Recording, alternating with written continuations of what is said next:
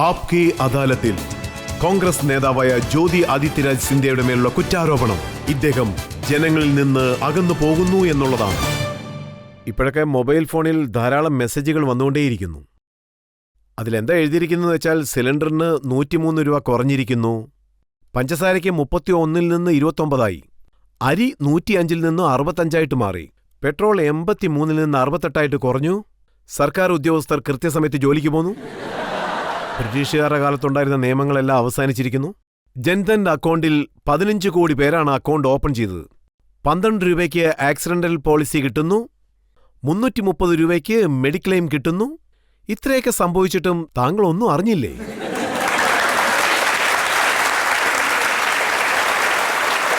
നിങ്ങളൊന്ന് തക്കാളിയുടെ വില ചോദിച്ചു നോക്കേ, അല്ലെങ്കിൽ വെങ്കായത്തിൻ്റെ വില ചോദിച്ചു നോക്കേ. പോയി ഗ്രാമങ്ങളിലൊക്കെ പെട്രോൾ ഡീസൽ വിലയൊക്കെ ഒന്ന് പോയി ചോദിച്ചു നോക്കിയേ. ഇന്ന് ഈ വേൾഡ് മാർക്കറ്റിൽ തന്നെ 60% ഡിക്രിമെൻ്റ് ആയിരിക്കുന്നത്. പക്ഷേ ഈ ദേശീയ അളവിൽ 3 തൊട്ട് 4% പോലും കൂടിയിട്ടില്ലല്ലോ. സോ നിങ്ങൾ വേറെ ഏതെങ്കിലും കാര്യത്തിനെക്കുറിച്ച് സംസാരിക്കും. മറ്റേ ഈ ജൻധനെ കുറിച്ച് നിങ്ങൾ പറഞ്ഞില്ലേ, കഴിഞ്ഞ വർഷത്തിൽ മാത്രം 12 കോടി അക്കൗണ്ട് ഓപ്പണായ, കഴിഞ്ഞ ഒരു വർഷത്തിൽ. അതിലൊരു സംശയവും വേണ്ട. പക്ഷേ ആ 12.5 കോടി അക്കൗണ്ടിൽ എത്ര അക്കൗണ്ടിൽ നിങ്ങൾ നോക്കുവാണെന്ന് വെച്ചാൽ 0 ബാലൻസ് ഉണ്ടെന്ന് അറിയാവോ നിങ്ങൾക്ക്? 75%, 8.5 കോടി അക്കൗണ്ടിലാണ് ഈ 0 ബാലൻസ്. കാരണം ഈ ജൻധൻ പദ്ധതിയിൽ എല്ലാവരും അക്കൗണ്ട് ഓപ്പൺ ചെയ്തത് BJP പറഞ്ഞതുകൊണ്ട് മാത്രമാണ്. കാരണം ഞങ്ങൾ ഭരണത്തിൽ വന്നാൽ ബ്ലാക്ക് മണിയിൽ നിന്ന് നിങ്ങളുടെ അക്കൗണ്ടിലോട്ട് 15 ലക്ഷം വെച്ച് തരാമെന്നാ പറഞ്ഞു.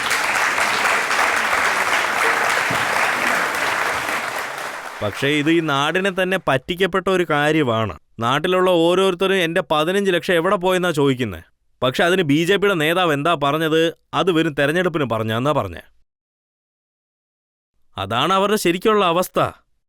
അപ്പോൾ ആ യാഥാർത്ഥ്യങ്ങളൊക്കെ ജനങ്ങളുടെ മുന്നിൽ എന്തുകൊണ്ട് കൊണ്ടുപോയില്ല? ഞങ്ങളത് ചേർത്തോണ്ടിരിക്കുക. തീർച്ചയായിട്ടും കൊണ്ടുപോയി ചേർക്കും.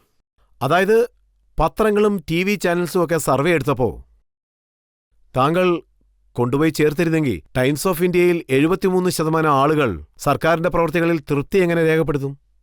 ഭാസ്കറിൽ 63% പേർക്ക് തൃപ്തിയാണെന്നാണ് എഴുതിയിരിക്കുന്നത്. അതെനിക്ക് ഭയങ്കര സന്തോഷമാണ്. ഇന്ത്യ ടുഡേയിൽ 56% ആൾക്കാർ സർക്കാർ ജോലിയിൽ തൃപ്തരാണെന്ന് പറയുന്നു. അങ്ങനെയാണെങ്കിൽ നിങ്ങൾ പറഞ്ഞതൊക്കെ ജനങ്ങളുടെ അരികിലേക്ക് എത്തിയില്ലെന്നല്ലേ? നിങ്ങൾ സർവേനെ കുറിച്ച് സംസാരിച്ചതിന് ഭയങ്കര സന്തോഷമാണ് എനിക്ക്. ഒരു കാര്യം നിങ്ങൾ മറക്കാൻ പാടില്ല. ഇതേ സർവേസ് തന്നെയാണ് 2009 UPA സർക്കാർ വരാനായിട്ട് ഒരു സാധ്യതയും ഇല്ലെന്നാണ് പറഞ്ഞത്. പക്ഷെ അതേ സർവേ ആണ്. ഇനി എത്ര നാൾ ഇങ്ങനെ 2009 പറഞ്ഞു വന്ന എന്താന്ന് വെച്ചാൽ മുൻപോട്ട് പോവാ. ഇല്ല, ഞാൻ പറയുമ്പോൾ നിങ്ങൾ ഒരു കാര്യം എന്താന്നല്ലേ ചോദിക്കുന്നത് തിരിച്ച്. പബ്ലിക്കിന്റെ ഇൻവെസ്റ്റ്മെന്റ് അധികരിച്ചില്ല, എക്സ്പോർട്സ് കുറയുവാണ്, ഇതുവരെ പെട്രോൾ ഡീസൽ വില കുറഞ്ഞിട്ടില്ല. അങ്ങനെയുള്ളപ്പോൾ എന്തൊരു വളർച്ചയെക്കുറിച്ചാണ് നമ്മൾ ഈ പറയുന്നത്? ഈ സർവേകളിലാണ് മോദി വിദേശ രാജ്യങ്ങളിൽ പോയതോടുകൂടി ഇന്ത്യയുടെ യശസ് കൂടിയെന്ന് പറയുന്നത്. തീർച്ചയായിട്ടും ഒരുപാട് മാർക്കറ്റിംഗ് ഉണ്ട്. ഞാൻ എന്താ പറയുന്നതെന്ന് വെച്ചാൽ ഇതൊരു ഫോട്ടോ ആപ്പിന്റെ സർക്കാർ. നിങ്ങൾ കാണുന്നതല്ല അത് തന്നെയാണ്. ഒരു ഭാഗത്ത് സ്വച്ഛ് ഭാരത് എന്ന് പറഞ്ഞുകൊണ്ടിരിക്കുന്നു, മന്ത്രിമാരുടെ അടുത്ത് പോയി ചൂലെടുത്തുകൊണ്ട് വരുമെന്ന് പറഞ്ഞുകൊണ്ടിരിക്കുന്നു. മറ്റൊരു ഭാഗത്ത് നോക്കുവാണെങ്കിൽ ബഡ്ജറ്റിൽ 50% ഫുള്ള് പോയി. പിന്നെ എങ്ങനെയാണ് ഈ സ്വച്ഛ് ഭാരത് ഉണ്ടാവുന്നത്? സ്വച്ഛ് ഭാരത് പദ്ധതിക്ക് വേണ്ടി താങ്കളുടെ സർക്കാർ എത്ര പണം ഒതുക്കി? 12,000 കോടി. ഈ സർക്കാർ എത്ര ഒതുക്കിയിട്ടുണ്ട്? 6,000 കോടി. താങ്കളുടെ 12,000 കോടിയിൽ ശുദ്ധമായോ? ഇല്ല, ഒരുപക്ഷെ ആവാണ്ടിരിക്കാം. പക്ഷേ നിങ്ങളൊരു കാര്യം മനസ്സിലാക്കണം. ഈ സ്വച്ഛ് ഭാരത് എന്ന് പറയുന്ന ഒരു പദ്ധതിയിൽ സ്വച്ഛ് ഭാരത് മാത്രമല്ല, അതിൽ ടോയ്ലറ്റ് കിട്ടും അവര്, പിന്നെ നാട് നീളെ ഓരോ നാട്ടിലും അതായത് ചെന്ന് റേഷൻ കിട്ടും. അതെല്ലാം അതിലുള്ളതാണ്. അതായത് നിങ്ങൾ എൻ്റെ അടുത്ത് ചോദിക്കുന്നതാണ്. അതായത് ഞങ്ങളുടെ എല്ലാ പദ്ധതികളും ജനങ്ങളുടെ ഓരോ പ്രതീക്ഷയ്ക്കും അവരുടെ ആഗ്രഹത്തിനും ഏറ്റതുപോലെ ഞങ്ങൾ ഒരുമിച്ചിരുന്ന് ചെയ്തിരുന്നാൽ തീർച്ചയായിട്ടും ഞങ്ങൾ പിന്നെയും ഭരണത്തിൽ ഉണ്ടായിരുന്നേനിപ്പോൾ. ഇതിലിപ്പോൾ യാതൊരുവിധ ഡൗട്ടും വേണ്ട. ഞങ്ങളുടെ അടുത്ത് ഒരുപാട് കുറവുകളും ഉണ്ടായിരുന്നു അന്ന്. അതുകൊണ്ടാണ് ഞങ്ങളിപ്പോൾ ഒരു ഭരണത്തിലില്ലാത്ത. അതുകൊണ്ടാണ് താങ്കളുടെ പദ്ധതിയെക്കുറിച്ച് എന്ത് പറയുന്നതെന്ന് വെച്ചാ, ആയിരക്കണക്കിന് രൂപ ഒതുക്കിയിട്ടുണ്ട്, പക്ഷെ അത് മറ്റൊരാളുടെ പോക്കറ്റിലേക്കാണ് പോയത്, ചെലവഴിച്ചിട്ടില്ലെന്ന്. എല്ലാ പ്രോജക്റ്റിലും ചെലവ് ചെയ്തിട്ടുണ്ട്. അതുകൊണ്ട് ഒരു കാര്യം ഡീറ്റെയിൽഡ് ആയിട്ട് ചോദിക്കാൻ അറിയുന്നു. അതായത് എന്താന്ന് വെച്ചാൽ, അതായത് അതിൻ്റെ ബഡ്ജറ്റ് കുറച്ച് അതുകൊണ്ട് നാട്ടിന് വളർച്ച വരുവാണെങ്കിൽ ഒരിക്കലും ഞാൻ സമ്മതിക്കില്ല ആ കാര്യത്തിനൊക്കെ. പക്ഷെ നിങ്ങൾ എവിടെയാണ് അതിൽ ഫോക്കസ് ചെയ്യുന്നത്? താങ്കളും രാഹുൽ ഗാന്ധിയും ദിവസവും പറയുന്നത് പ്രധാനമന്ത്രി വിദേശ രാജ്യങ്ങളിൽ സന്ദർശിച്ചുകൊണ്ടേയിരിക്കുകയാണ്. ഇപ്പോൾ അദ്ദേഹം ഇന്ത്യയിൽ ടൂറൊന്നും ചെയ്യുന്നില്ല, NRI ആയി മാറിയിരിക്കുകയാണെന്ന്. അത് സത്യമല്ലേ? അല്ല, നിങ്ങൾ പറയണം ഇങ്ങനെയുള്ളപ്പോൾ ഈ നാടിൻ്റെ അവസ്ഥ ഇത്ര മോശമായിട്ട് മാറുമ്പോഴൊക്കെ, അതായത് കൃഷിയുടെ കാര്യങ്ങളൊക്കെ, അതായത് ഈ ഒരു അവസ്ഥ നമ്മൾ നേരിട്ട് പോയി കാണണ്ടേ? മോശമായിട്ടുള്ള സാഹചര്യമാണെങ്കിൽ രാഹുൽ ഗാന്ധി 56 ദിവസം എവിടെയാണ് കാണാതെ പോയത്? അത് സ്വയം പരിശോധിക്കാൻ വേണ്ടി പോയതാണ്. അതിലൊരു പ്രശ്നവും ഇല്ലല്ലോ. ഇപ്പൊ വീണ്ടും ഫുൾ ഫ്ലഡ്ജായിട്ട് അദ്ദേഹം അതിലില്ലേ ഇപ്പോ? മൻമോഹൻ സിംഗ് ഓക്കെ 2009 മുതൽ 2010 വരെ 42 പ്രാവശ്യം വിദേശ രാജ്യങ്ങളിൽ പോയി. 14 രാജ്യങ്ങളിൽ. ഒരു വർഷത്തിനുള്ളിൽ 3 പ്രാവശ്യമാണ് അമേരിക്കയിൽ പോയത്. മോദി 57 ദിവസങ്ങൾ പോയിരുന്നു. പക്ഷെ കമ്പയർ ചെയ്ത് നോക്കുമ്പോൾ വെറും 15 ദിവസമേ കൂടുതലാവുന്നുള്ളൂ. അപ്പോൾ മൻമോഹൻ സിംഗിനോട് നിങ്ങൾ എന്തുകൊണ്ട് ചോദിച്ചില്ല എന്തിനാണ് ഇങ്ങനെ വിദേശത്ത് ചുറ്റിക്കറങ്ങുന്നതെന്ന്? ഇവിടെ കൃഷിക്കാർ കഷ്ടപ്പെടുകയാണ്, ആത്മഹത്യ ചെയ്യുന്നു, പോയി കാണാൻ പറയരുത്. ചോദ്യം എന്താണെന്ന് വെച്ചാൽ അതായത് ആ ഒരു സമയത്ത് ഏതൊരു നാടിൻ്റെയും ഒപ്പം നമ്മൾ ഒരു ഡീലിങ്ങും വെച്ചിട്ടില്ലായിരുന്നു. ഞങ്ങളുടെ പ്രധാനമന്ത്രി അന്ന് നാടിൻ്റെ ഈ ദേശത്തുള്ള എല്ലാ നാടുകളിലും പോയി എല്ലാത്തിനും ഡീൽ ചെയ്ത് വെച്ചിരുന്നു. അതായത് നേരിട്ട് പോകണമെങ്കിലും നിധി കൊടുക്കണമെങ്കിലും നഷ്ടപരിഹാരം മേടിക്കണമെങ്കിലും എത്രയ്ക്കും എന്തിന് എൻ്റെ ഒരു സ്ഥലത്ത് പോലും ആലങ്കെട്ടി മഴയും പിന്നെ ഒരുപാട് മഴയും ഉണ്ടായിരുന്നു അന്ന്. അതിനുവേണ്ടി ഒരു പ്രാവശ്യം അവർ 1000 കോടിയോളം നിധി തന്നായിരുന്നു. മറ്റൊരു പ്രാവശ്യം കർഷകർക്ക് 800 കോടിയും തന്നു. അത് മറ്റൊരു കാര്യം. അതായത് കേന്ദ്ര സർക്കാരിന്റെ പണം ഒന്നും കൃഷിക്കാർക്ക് പോയില്ല. അതൊക്കെ നിങ്ങൾ നോക്കണം. അത് കേന്ദ്ര സർക്കാർ വഴിയാണ് കിട്ടിയത്.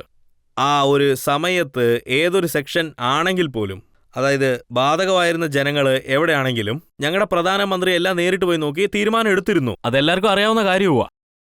ഒരു ഉദാഹരണം പറയൂ. പ്രധാനമന്ത്രി മൻമോഹൻ സിംഗ് ബാധിക്കപ്പെട്ട ഏതെങ്കിലും ഒരു കൃഷിക്കാരുടെ വീട്ടിലേക്ക് പോയതായിട്ട്? ഒരുപാട് പ്രാവശ്യം ട്രാവൽ ചെയ്തിട്ടുണ്ട്, ഒരുപാട് സ്ഥലത്തും പോയിട്ടുണ്ട്. താങ്കൾക്ക് ഓർമ്മയുണ്ടോ? അദ്ദേഹം പോവാത്ത ഒരു സ്ഥലത്തിനെ കുറിച്ച് റിസർച്ച് ചെയ്തിരുന്നു. ബാധിക്കപ്പെട്ട ഒരു സ്ഥലത്ത് പോലും പ്രധാനമന്ത്രി പോയിട്ടേ. പ്രധാനമന്ത്രി മൻമോഹൻ സിംഗ് പോയിട്ടുണ്ട്, സോണിയാഗാന്ധി പോയിട്ടുണ്ട്, ഇപ്പോഴും പോയിട്ടുണ്ട്. അല്ല, ഇപ്പൊ പോകുന്നുണ്ട്. ഇപ്പൊ പോകുന്നുണ്ട്. പക്ഷേ ഇപ്പോഴും പോകുന്നുണ്ട്. മൻമോഹൻ സിംഗ് പോകുന്നുണ്ട്, അന്നും പോയതായിരുന്നു. കോൺഗ്രസ് മോശമാകാൻ കാരണം അവർ രാജാക്കന്മാരെ പോലെ പെരുമാറി ജനങ്ങളെ കൈവിട്ടതുകൊണ്ടാണ്. ജനങ്ങളെപ്പറ്റി അവര് കാര്യമാക്കിയില്ല. കർഷകരുടെ വീട്ടിലേക്ക് അവർ പോയില്ല. അതുകൊണ്ടാണ് അവർക്ക് മോശം കാലം തുടങ്ങിയത്. ജനങ്ങളുടെ കൂടെ ഉണ്ടായിരുന്നെങ്കിൽ അവർക്ക് നല്ല കാലം തുടർന്നേനെ. ഞാൻ ഇദ്ദേഹത്തിൻ്റെ ഒരു എമോഷൻ തീർച്ചയായിട്ടും റെസ്പെക്ട് ചെയ്യുന്നു. തീർച്ചയായിട്ടും ഞാൻ തന്നെ ഈ ഷോയിൽ മുൻവന്ന് പറഞ്ഞത് തീർച്ചയായിട്ടും ഞങ്ങളുടെ ഓരോ കുറവുകൾ ഉണ്ടായിരുന്നു ഇതിൽ. അതുകൊണ്ടാണ് ഇന്ന് ഓപ്പോസിറ്റ് പാർട്ടി ആയിട്ടിരിക്കുന്നത്. ഒരുപക്ഷെ ഞങ്ങളത് സമ്മതിച്ചില്ല എന്ന് വെച്ചാൽ ലോസ് ശരിക്കും ഞങ്ങൾക്ക് തന്നെയാണ്. അതുകൊണ്ട് ഈ കാര്യത്തിൽ നിന്ന് ഒരിക്കലും ഞാൻ ഓടാൻ പോകുന്നില്ല. ഈ കാര്യത്തിലൊന്നും ഒരു കുറവും ഞങ്ങളുടെ അടുത്ത് ഇല്ലെന്ന് ഞാൻ പറയാൻ പോകുന്നില്ല. ഞങ്ങളുടെ അടുത്ത് കുറവില്ലെങ്കിൽ ഞങ്ങൾ എന്തുകൊണ്ട് ഓപ്പോസിറ്റ് പാർട്ടി ആയിട്ടിരിക്കാൻ പോണേ?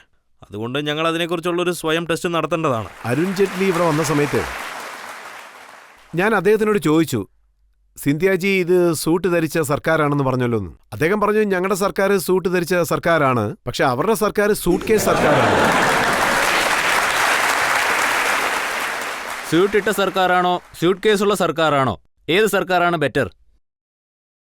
എൻ്റെ ഒരു നോട്ടത്തിൽ സൂട്ടിട്ട ഒരു സർക്കാരും ഇല്ല, സൂട്ട് കേസുള്ള ഒരു സർക്കാരും ഇല്ല. നിങ്ങൾ ചോദ്യം ചോദിച്ചില്ല, ഒന്ന് ഉത്തരം പറയാൻ ചാൻസ് തരണം. എൻ്റെ ചോദ്യം എന്താണെന്ന് വെച്ചാൽ, ജനങ്ങൾക്ക് വേണ്ടിയുള്ള സർക്കാർ, അതിനായിട്ടുള്ള ഒരു രാഷ്ട്രീയം, ഉറപ്പായിട്ടും ഒരു ഓപ്പൺ ആയിട്ടുള്ള രാഷ്ട്രീയം വേണം. ഏതൊരു പാർട്ടി ഇന്ന് ഭരണത്തിലാണെങ്കിലും ഒരു കാര്യം പോലും മറക്കാൻ പാടില്ല. ജനങ്ങളാണ് നമ്മളെ തെരഞ്ഞെടുത്ത് അവിടെ ഇരുത്തിയിരിക്കുന്നത്. ജനങ്ങൾക്ക് വേണ്ടി സേവ ചെയ്യാനും അവരുടെ വളർച്ചയ്ക്ക് വേണ്ടി ഓരോ കാര്യങ്ങൾ ചെയ്യാനും. ഇതൊന്നും ആലോചിക്കാണ്ട് നമ്മൾ അതിൻ്റെ ഒരു വിചാരം നമ്മുടെ ഹാർട്ടിലുണ്ടെങ്കിൽ എന്നാലേ ദേശത്തിൻ്റെ ഓരോ വളർച്ചയും കാര്യങ്ങളും നടക്കത്തുള്ളൂ. ഇവർ പറയുന്നത് 1 വർഷം കൊണ്ട് ഇതൊന്നും ചെയ്യാൻ സാധിക്കില്ല എന്നാണ്. എനിക്ക് ഇവരോട് ചോദിക്കാനുള്ളത്, BJP അധികാരത്തിൽ വന്നിട്ട് 1 വർഷം ആവുന്നേ ഉള്ളൂ. അങ്ങനെയുള്ളപ്പോൾ അവര് അത് ചെയ്യുന്നില്ല ഇത് ചെയ്യുന്നില്ല എന്നൊക്കെ പറഞ്ഞ് അവരെ എന്തിനാണ് കുറ്റപ്പെടുത്തുന്നത്? ഇവരുടെ ഭരണകാലത്തെപ്പറ്റി മറന്നുപോയോ? ആ സമയത്ത് നടന്ന കോമൺവെൽത്ത് ഗെയിംസിൽ എന്താ നടന്നതെന്ന് ഇവിടെയുള്ള എല്ലാവർക്കും അറിയാമായിരിക്കും. രാജ്യത്തേക്ക് എത്രായിരം കോടി നഷ്ടം സംഭവിച്ചുവെന്ന് നിങ്ങൾക്കൊക്കെ ഓർമ്മയില്ലേ? ഞാൻ നിങ്ങളുടെ അടുത്ത് ഒരു കാര്യം പറയാൻ ആഗ്രഹിക്കുന്നുള്ളൂ. അതായത് ഏതൊരു സർക്കാരാണെങ്കിലും അതിൽ എപ്പോഴാണ് വിലയിരുത്തേണ്ടതെന്ന് വെച്ചാൽ അവർ പറയുന്നതിനും ചെയ്യുന്ന പ്രവർത്തിക്കുള്ള വ്യത്യാസം വരുമ്പോഴാണ്. ഈ എല്ലാ ഒരു കാര്യങ്ങളിലും ഒരു വാക്കിനും സത്യം പറയാണ്ടിരുന്നാൽ, ഞാൻ നിങ്ങൾക്ക് മറ്റൊരു ഉദാഹരണം പറഞ്ഞുതരാം. 1.5 വർഷത്തിന് മുമ്പ് ഡോളറിന് 63 രൂപ വിലയുള്ള സമയത്ത് UPA സർക്കാർ കാശ് കൊണ്ടുപോയി വെന്റിലേറ്ററിലിട്ടെന്നാണ് അന്ന് പറഞ്ഞത്. ഞങ്ങൾ ഭരണത്തിൽ വന്നാൽ 48 രൂപയായിട്ട് കൊണ്ടുവരുമെന്നാണ് പറഞ്ഞത്. പക്ഷേ 3 മാസത്തിൽ ഇവരുടെ കോമേഴ്സ് മിനിസ്റ്റർ നിർമ്മല സീതാരാം മാം പറഞ്ഞിരിക്കുന്നത് രൂപയുടെ മതിപ്പീട് 64 തന്നെ ഇരിക്കേണ്ടത്, എന്നാലേ എക്സ്പോർട്ട് കോമ്പറ്റേറ്റീവ് ആവുള്ളൂ. പക്ഷേ ഇന്നും അത് 64 തന്നെ ഉള്ളത്. അന്ന് വെന്റിലേറ്ററിൽ ഇരിക്കുമെന്ന് പറഞ്ഞ രൂപ ഇന്നും ആ വെന്റിലേറ്ററിൽ തന്നെ ഇരിക്കുന്നത്. ഇതുവരെ അത് പുറത്തു വന്നിട്ടില്ല. ഒരു സർക്കാർ പറയുന്നതിനും അത് നടമുറയിലെ എടുത്തോണ്ട് വരുന്നതിനും ഇത്രത്തോളം വ്യത്യസ്തതയുള്ളപ്പോൾ അതിനെ മതിപ്പിട്ട് നോക്കുന്നത് ഓപ്പോസിറ്റ് പാർട്ടിയായിട്ടുള്ള ഞങ്ങളുടെ കടമയാണത്. ഞങ്ങളത് നടത്തി തരും. അദ്ദേഹം ചോദിച്ച ചോദ്യം എന്താണെന്ന് വെച്ചാൽ, ഇങ്ങനെയുള്ള പല ചോദ്യങ്ങളും സോഷ്യൽ മീഡിയയിലും വരുന്നുണ്ട്. നെഹ്റു 16 വർഷം 286 ദിവസം പ്രധാനമന്ത്രിയായിരുന്നു. ഇന്ദിരാഗാന്ധി 15 വർഷം 296 ദിവസം പ്രധാനമന്ത്രി. രാജീവ് ഗാന്ധി 5 വർഷം 36 ദിവസം പ്രധാനമന്ത്രിയായിരുന്നു. മൻമോഹൻ സിംഗ് 10 വർഷം 4 ദിവസം പ്രധാനമന്ത്രിയായിരുന്നു. ഇതെല്ലാം ചേർക്കുമ്പോൾ 47 വർഷം 48 ദിവസങ്ങൾ. 47 വർഷം 48 ദിവസങ്ങളിൽ നല്ല ദിവസങ്ങളൊന്നും വന്നില്ല. ഒരു വർഷത്തിനുള്ളിൽ എല്ലാം വരൂ. ഞാൻ നിങ്ങളുടെ അടുത്ത് എനിക്ക് ഇന്ന് ഞാൻ 2 കാര്യമാണ് പറയാൻ ആഗ്രഹിക്കുന്നത്. അത് വളരെ ആശ്ചര്യമായിട്ടുണ്ട്. ഈ 47 വർഷങ്ങളായി ഒരു വളർച്ച ഇല്ലായിരുന്നോ? അപ്പോ ഒരു മുന്നേറ്റവും ഇല്ലായിരുന്നോ? ഒരുപാട് അഴിമതികൾ നടന്നു. ഒരുപക്ഷേ അതായിരിക്കാമെന്നേ. ജനങ്ങൾ പറയുന്നത് എന്താണെന്ന് വെച്ചാൽ അഴിമതിയാണ് കൂടുതൽ നടന്നത്, നല്ല കാര്യങ്ങളൊന്നും നടന്നില്ലെന്ന്. തീർച്ചയായിട്ടും നടന്നിരിക്കും. തീർച്ചയായിട്ടും ഞാനത് സമ്മതിക്കുന്നുണ്ട്. നിങ്ങൾക്ക് അത് ഇപ്പൊ എത്ര വെറുപ്പുണ്ടോ അത് എനിക്കും ഉണ്ട്. ഇപ്പോ നിങ്ങൾ പറയുന്നത് ഞാൻ എന്തായാലും സമ്മതിക്കാം. നിങ്ങൾ ചെയ്യുന്നത് അനീതിയും അരാജകത്വമാണ്. നല്ല ഉത്തരം ലഭിക്കും. മുന്നേറ്റം ഇവിടെ ഒന്നും സംഭവിച്ചില്ലേ? അപ്പൊ അതിനേക്കാളും കൂടുതൽ അഴിമതിയാണ് നടന്നത് എന്ന് വെച്ചാ അതൊരു അടിസ്ഥാനമായിട്ട് വെച്ച് നിങ്ങൾ പറഞ്ഞത്, അതായത് 47 വർഷം എന്ന് നിങ്ങൾ പറഞ്ഞത്, അതായത് 47 വർഷം ഇരുന്നത് പോലെ ഇപ്പോഴും കണ്ടിന്യൂ ചെയ്യണമെന്നാണോ പറയുന്നത്? ഒരു ചോദ്യം ചോദിക്കാണ്ട്. അതായത് ഈ ജനാധിപത്യത്തിന്റെ പ്രധാനപ്പെട്ട അംശം എന്താന്ന് വെച്ചാൽ തീർച്ചയായിട്ടും ചോദ്യം ചോദിച്ചേ പറ്റൂ. അതായത് പ്രവർത്തിക്കും പറച്ചിലും വ്യത്യസ്തം ഉണ്ടെങ്കിൽ അത് ഞങ്ങളുടെ റെസ്പോൺസിബിലിറ്റിയാ.